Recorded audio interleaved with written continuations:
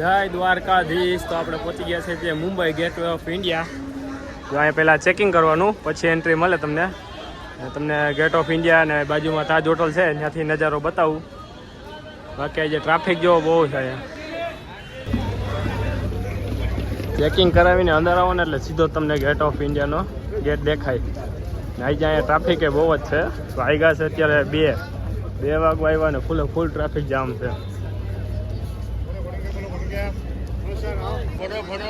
ગેટની પાસે જવો ને એટલે પબ્લિક ઘણું ઊભું રહે ત્યાં તડકાનું. એની બાજુમાં તાજ હોટલ ને એની બાજુમાં ઓબોરોય હોટલ આવેલ છે. અહીં ઘણા લોકો ફોટોશૂટ કરવા આવે. અહીંથી ને આવી રીતે 290 રૂપિયા લે ને તમને એલિફેન્ટાની ગુફાએ જવું હોય ને તો અહીંથી તમને બોટ મળી જાય.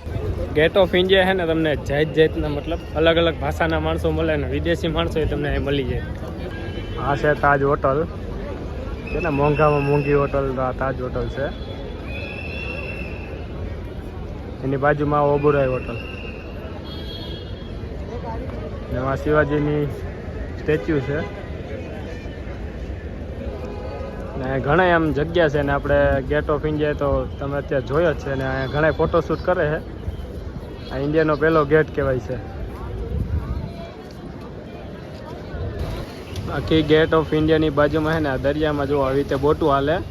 આવી બોટુમાં જવું હોય ને તો તમારે 500 થી 600 રૂપિયા દેવા પડે ને. વધારે પાણીમાં બોટું જ છે અત્યારે. ને જ્યાં મોટી બોટું હોય ને એમાં તમારે 120 થી 150 રૂપિયા સુધી લે. ગેટવે ઓફ ઇન્ડિયા આવવું હોય ને તમારે તો સવારમાં વહેલો અવાય કે બપોર વચ્ચે ન આવતા. ગરમી બહુ જ થાય તમારે. ત્યાં જો ગરમી છે તો એ ગરમીના લોકો તો ફોટોશૂટ તો ચાલુ જ છે.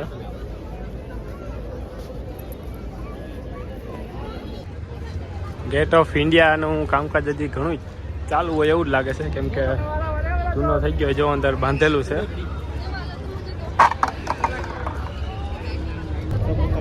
આ ગેટ ઓફ ઇન્ડિયાની પાછળ સાઈડ આવો ને એટલે જો તમારે એલિફેન્ટાની ગુફાએ જવું હોય ને તો આ બોટમાં 260 રૂપિયા લે. લોકલ હોય તો અત્યારે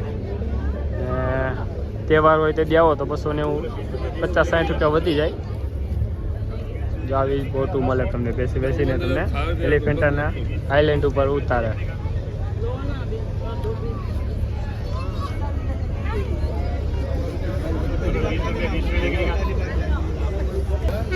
બાકી તમારે અલીબાગ જવું હોય ને તો આ બોટું અહીંથી અલીબાગની મળી જાય ને એલિફન્ટા 2 જગ્યાએથી તમને અહીંની બોટ મળી જાય.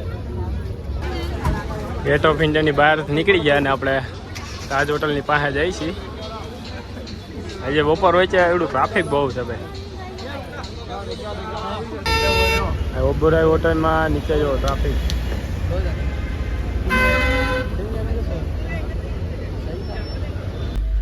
ગેટ ઓફ ઇન્ડિયાથી પાછા જાય છે ચર્ચ ગેટ સ્ટ્રીટ માર્કેટે. પેલા કપડાની ખરીદી કરીએ.